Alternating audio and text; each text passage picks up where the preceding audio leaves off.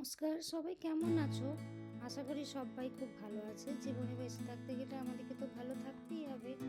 তো আজকে আমি আলোচনা করব যে সি সেকশন হওয়ার পর আমার যেটা হয়েছিল, সি সেকশন হওয়ার পর পেটটা এমন হয়ে গেছিলো, বাচ্চা হয়ে যাওয়ার পরও মনে হতো আমি প্রেগনেন্ট। তো সেই বেলি ফ্যাট মানে পেটের চর্বি, পেটে একটা কেমন ফোলার মতন জায়গা, মানে মমি পাউচ বলে ইন্ডিয়া মানে ইংলিশে যেটাকে, সেটাকে মানে কমানো একটা যন্ত্রণাদায়ক হয়ে গেছিলো। কিছুতেই আগের চেহারায় তো ফেরত আসা দূর কি বাত, মানে সবসময় মনে হতো বাচ্চা হওয়ার পর মানে 6 মাস পরও মনে হতো আমি যেন প্রেগনেন্ট। তো সেটাকে কী করে আমি কমিয়েছিলাম সেটাই আজকে আলোচনা করবো। তো মোস্টলি আমি যেটা করেছিলাম প্রথম দিকে সেটা হচ্ছে যে ডায়েটের কিছু চেঞ্জ করেছিলাম, আর কিছু এক্সারসাইজ, আর মেন হচ্ছে যে ওয়াকিং কিন্তু ভীষণ আমাকে হেল্প করেছিল। মানে হাঁটা, মানে সকাল বিকাল দিন নেই রাত নেই বাচ্চাকে স্ট্রোলারে চাপিয়ে আমি হাঁটতে বেরিয়ে পড়তাম। 40 থেকে 45 মিনিট মতো হাঁটতাম, কখনো কখনো 1 ঘন্টার উপরে চলে যেত। মানে এত বোধহয় খুব কমজন হেঁটেছে বাচ্চা হওয়ার পর। আর তাছাড়া তো কিছু কোর এক্সারসাইজ যেগুলো আমাকে হেল্প করেছিল, যেটা হচ্ছে শুয়ে শুয়ে পাগুলোকে দেয়ালে উপরে ঠেলা, পাগুলোকে উপরে তুলে দেয়ালে শুয়ে এক্সারসাইজ করা।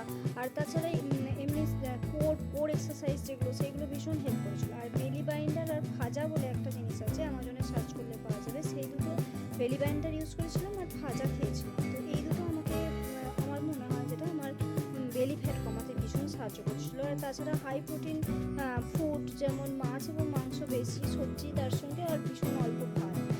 আর ভাত না হলেও রাগির রুটি বা মিলেটের রুটি এইসব তার সঙ্গে খেতাম।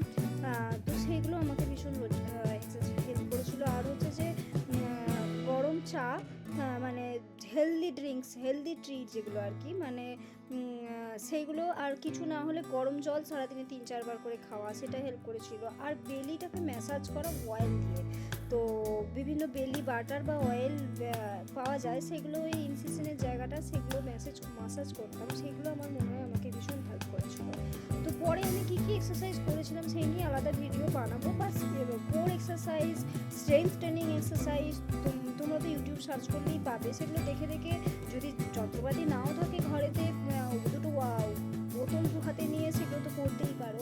সেগুলো রিলেটেড তো ভিডিও অনেক আছে, সেগুলো ভীষণ হেল্প করে। আর মেন হচ্ছে হাঁটা, তোমাকে ওই সময় বেশি এক্সারসাইজ করো, আবার ডাক্তারের নির্দেশ ছাড়া মানে করা উচিত নয় আমার মনে হয়।